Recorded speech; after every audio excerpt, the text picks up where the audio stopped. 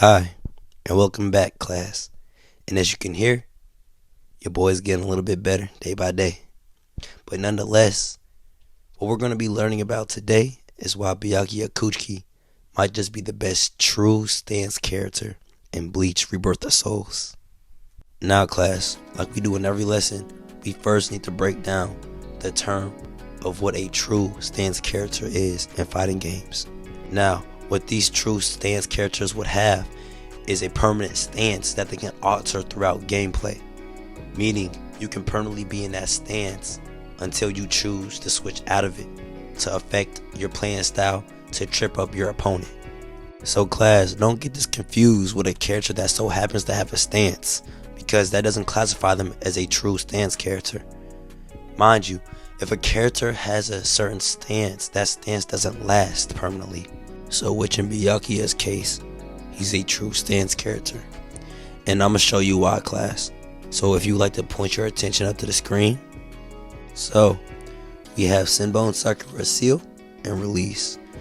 Now what they do, it's a technique that switches between seal and release forms that when used properly will maintain a distance advantage over Byakuya's opponents. So class, what this simply means is if you choose to stay in your Senbon Sakura seal form, you'll just do melee attacks.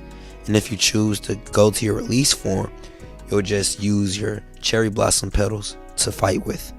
Now moving on to the next. Now we have release Senbon Sakura and seal Senbon Sakura. Now what these do, attacking from all directions with an invisible blade. The technique changes depending on the form Senbon Sakura is activated in. In the release form, it draws in the opponent, while in the sealed form, it blows the opponent away. So class, pay attention to what I'm about to say, because this is really important.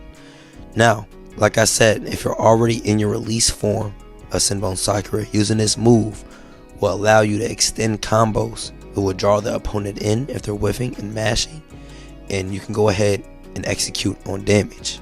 Now, if you're in the sealed version of Senbon Sakura, this will push away your opponent.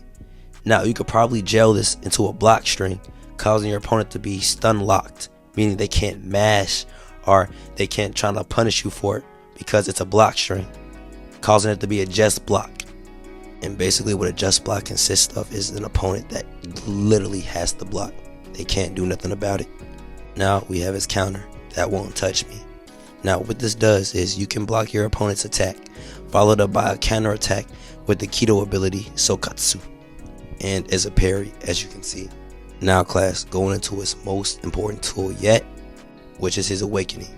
Now what this awakening does, when Bankai Senbon Sakura Kagayoshi is released, Senbon Sakura is no longer changes forms and is fixed in a form that strengthens Byakuya's mid to long range techniques, but weakens to close combat. This technique is best used in a way that prevents opponents from getting in too close. Now class, this is a double-edged sword, because this can be good and also bad, because you gotta understand, you can no longer switch stances anymore. This is a fixed stance. This is the whole entire release form of Senbon Sakura, but enhanced. So if you're going against an opponent that's just pressure hungry, diving on you, just all up in your face, you're gonna lose to it. So the best time to use this awakening is when you for sure know you're about to close out the match. And I mean for sure know. But when you pick up this character, what you mainly want to focus on is continuing to keep switching your stances to throw off your opponent, to try to make them figure out what stance is he mainly going to rely on. Now if he gets too aggressive on you, go ahead and go into your sealed form to go ahead and contest him on his aggressiveness. And if he respects your aggressiveness, go ahead and go into your release form. Then if he keeps trying to put pressure on you, use the counter, then go back into your release form to keep him at bay. Then when you feel like you have your opponent's habits down, go ahead and keep abusing it. Then go into awakening to just add another mental layer on top of that and crush your opponent to win the match. Now that we're approaching the end of this lesson, we're about to look at his stats. So if you'd like to point your attention back up to the screen. Now looking at these stats, you may think he could be ass, but again, as you can see, his ease of use is going to take more skill and more learning into how to really utilize this character. So overall, the stats that you're looking at could be even way stronger than what it says on paper.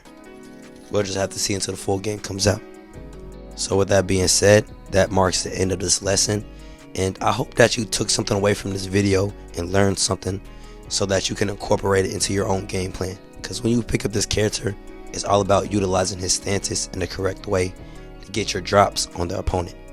So overall, what I need you all to do is like, subscribe, and share this video. Road to 100 subscribers coming up. And with all that being said, class, before y'all leave, make sure y'all don't slam my doors, and I'll see y'all next video. ごきげんよう。